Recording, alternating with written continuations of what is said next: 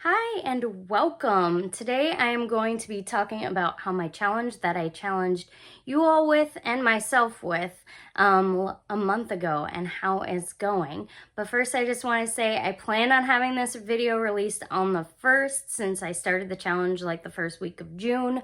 But yeah, so I plan on having that done, but it's just been one of those weeks. I don't know if it's allergies, the holiday week, but it's just been like exhausting, and I'm not the only one. I know other people have been like really tired this week as well. I think it's just like the anticipation of having a short week and just like trying to get things done and it being allergy season. I'm hoping my voice doesn't cut out on me, but yeah, totally had an allergy attack this morning, like just sneezing like crazy. So hopefully I'll be all right. But I wanted to challenge you all. It's not too late to join me. I'm trying to read through the Bible in 6 months or less. Like basically from now before the year is over. I did start a month early, so it's definitely not too late for you all to join. I would love it if people joined me in reading through the Bible. There's a lot of plans online. I think I linked some of them in my previous video, which I'm making a playlist for all these challenge videos. So if you go to the first video, there is like a couple links to some reading plans. So you could go there and find some reading plans, or if you just have one lying around, that's fine. Like I said in my previous video, the reading plan I am using is actually for a year. So I do 2 to 3 days worth each day. There's 1 day of rest each week, but sometimes on the weekends, like I said, my voice might cut out on me.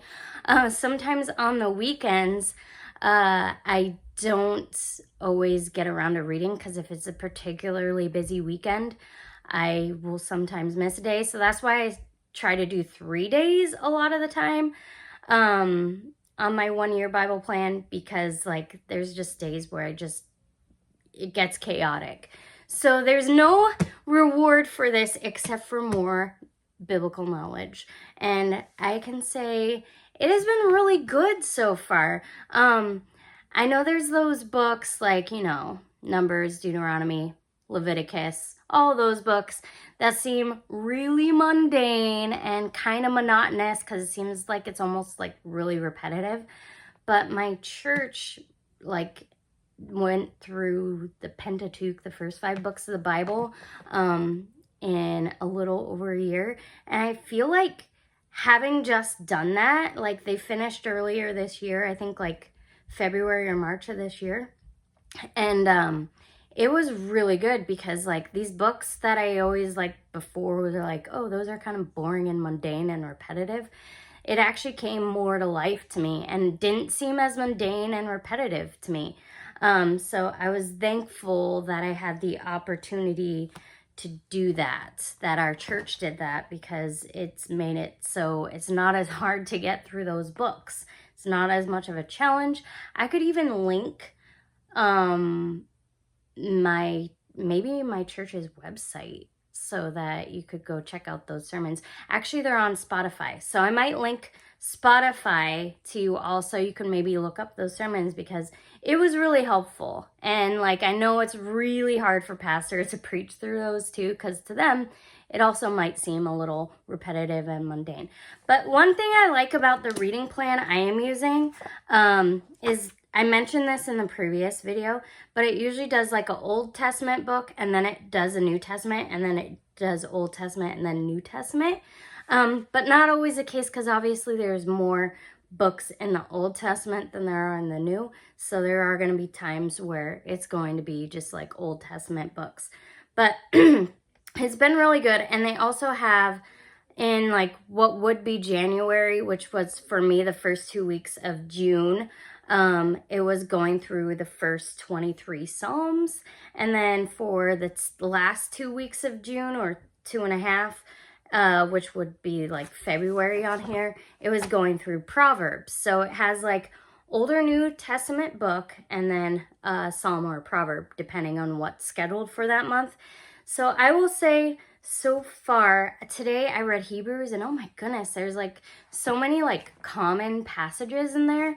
Like I think it's like Hebrews 4 where it talks about what faith is, but then it gets even more deep because it's like by faith these people did this, and it's like it's a really beautiful passage. I'll see if I can find it real quick. So because like I just thought it was really wonderful, because like reading scripture in context is so important and good to do, because yeah, it's just one of those things that I feel like we often fail to do, and it makes it really easy to take stuff out of context and mess things up, so, and just not really get it. So I'm trying to find it. Let's see. Maybe I have it wrong. I was pretty sure it was Hebrews 4. But I'm in Hebrews. Promising.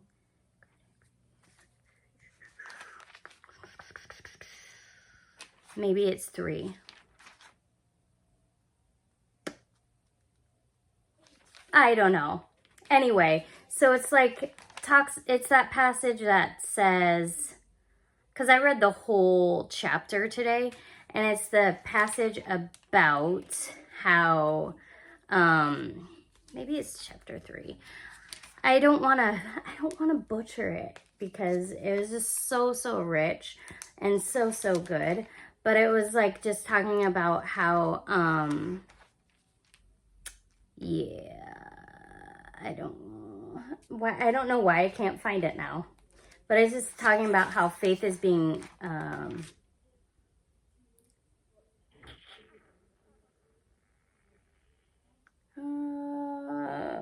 yeah, I don't want to butcher it, but it's talking about how, like, you know, faith is believing and being what you cannot see, kind of.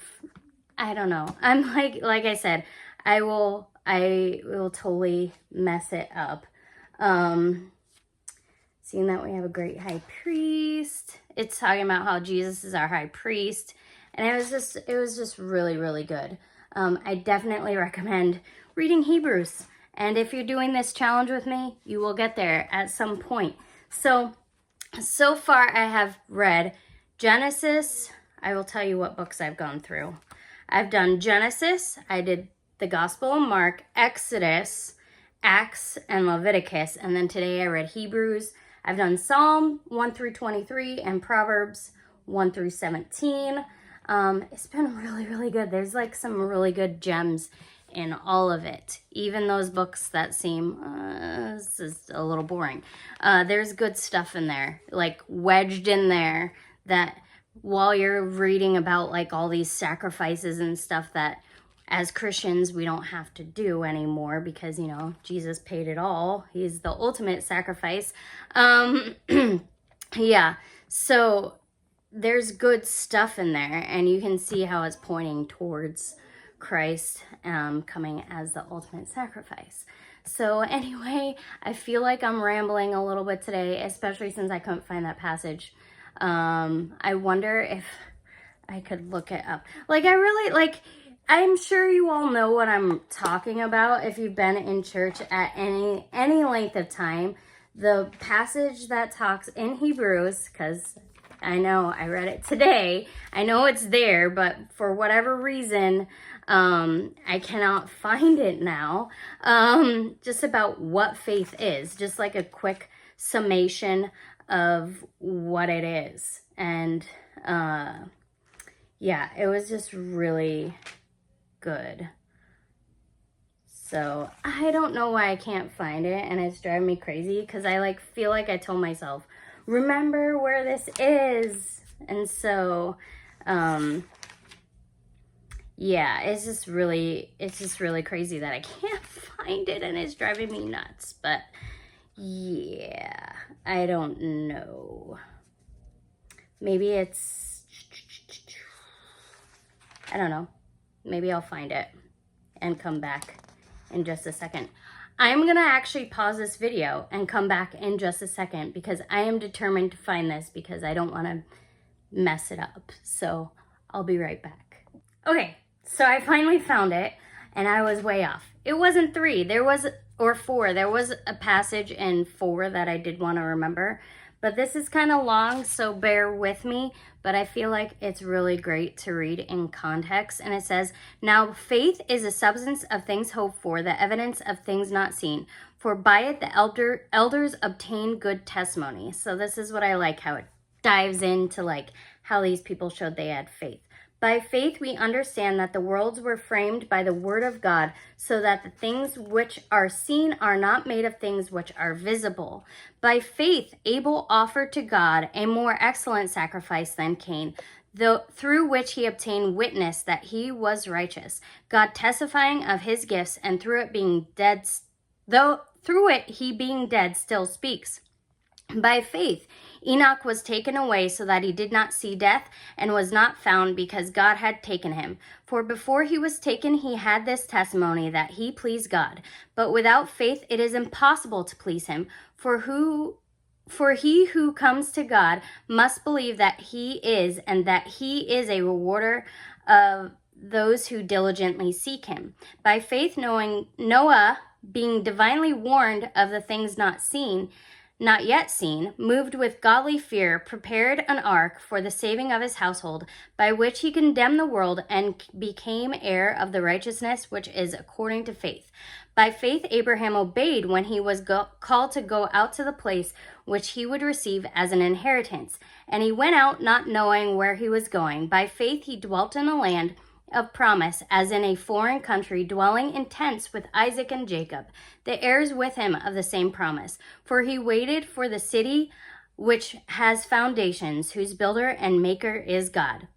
By faith Sarah herself also received strength to conceive seed, and she bore a child when she was past age, because she judged him faithful who had promised. Therefore from one man, and him as good as dead, were born as many as the stars of the sky, in multitude, innumerable as the sand which is by the seashore.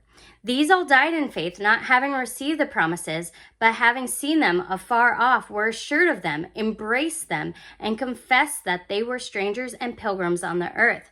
For those who say such things declare plainly that they seek a homeland. And truly, if they had called to mind that country from which they had come out, they would have had opportunity to return. But now they desire a better, that is, a heavenly country. Therefore God is not ashamed to be called their God, for he has prepared a city for them.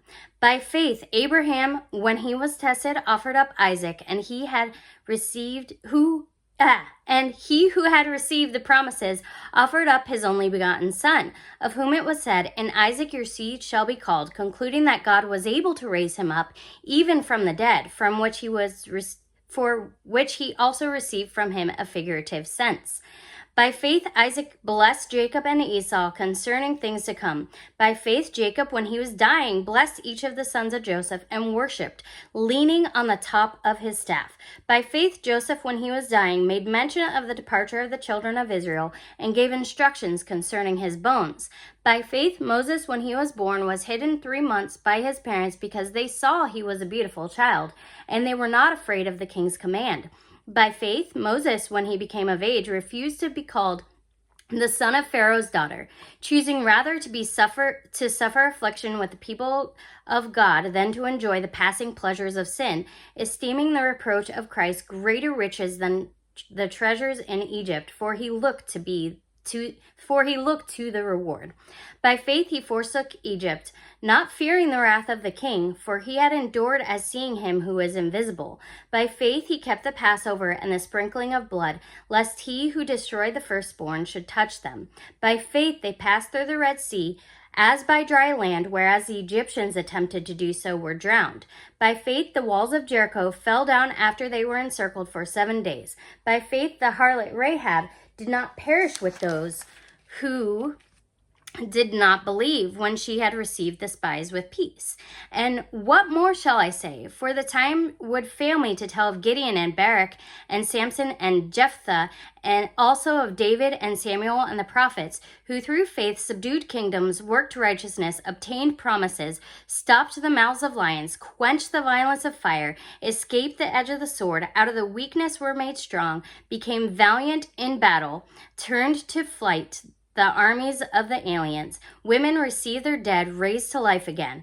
Others were tortured, not accepting deliverance, that they might obtain a better resurrection. Still others had trial of mockings and scourgings. Yes, and of chains and imprisonment. They were stoned, they were sawn in two, were tempted, were slain with sword. They wandered about in sheepskins and goatskins, being destitute, afflicted, tormented, of whom the world was not worthy. Wow, that was of whom the world was not worthy. They wandered in deserts and mountains, in dens and caves of the earth. And all these things, having obtained a good testimony through faith, did not receive the promise, God having provided something better for us, that they should not be made perfect apart from us. So I like that. That's the end of chapter 11, but I feel like you have to go into 12 just a little bit because it kind of wraps this up. Because it has a therefore. Therefore, we also, since we are surrounded by so great a cloud of witnesses, let us lay aside every weight of sin which so easily ensnares us, and let us run with endurance the race that is set before us, looking unto Jesus, the author and finisher of our faith, who for the joy that was set before him endured the cross, despising the shame, and has sat down at the right hand of the throne of God. So I thought that was just like a really powerful passage, how it like gives you the brief definition of what faith is, and then gives you like biblical Old Testament examples of people who lived by faith and how that faith was shown and how they were looking for that future with Christ, even if it meant suffering and in a lot of cases death by torture or brutal death. And so I also like that it wraps up with talking about, since we have all these people who have lived by faith and such great examples of what faith is, let us run the race of faith and endure to the end, because that is what it's about. So I just thought that was really, really good, especially like just reading stuff in context. It's so important, because like that verse that I started with, 11:1, that's like a verse that you memorize pretty early on at a young age if you've been in church any amount of time. But then it leaves out like all these examples of like people living out faith. And I thought that was like so good that is in there right after that definition. And then I like how it wrapped up, even though you have to go into the next chapter, and chapter breaks are kind of just, they're thrown in there by people who decided to arrange it that way. But I feel like you have to go into that first section of 12 to wrap it up beautifully with a bow. So anyway, I hope that blessed some of you all in some way. Like, I don't know if I mentioned, but I'm like basically on track to be done by the end of the year so far. You never know, life happens. I'm maybe like a day or two behind where I want to be, but it's okay. I can get caught up, and I'm still, even though I'm a day or two behind, I can still probably finish before the year's over. And I hope some of you all do this challenge with me, because I know it will encourage you in your faith. It'll grow you. You may see things that you maybe didn't see before. Every time I do this, it's like brand new stuff just jumps out at me. So I just hope that some of you all will want to do this with me, and that you will be blessed by it. And hopefully what I read spoke to some of you in some way as it did for me. So that is going to do it for me, and I will hopefully be back next week sometime. Probably not going to have another video this week because, like I said, it's a holiday week. So yeah, I don't know what's going on. It might just be too busy. So yeah, I will see you all next time. Thanks for watching. Bye.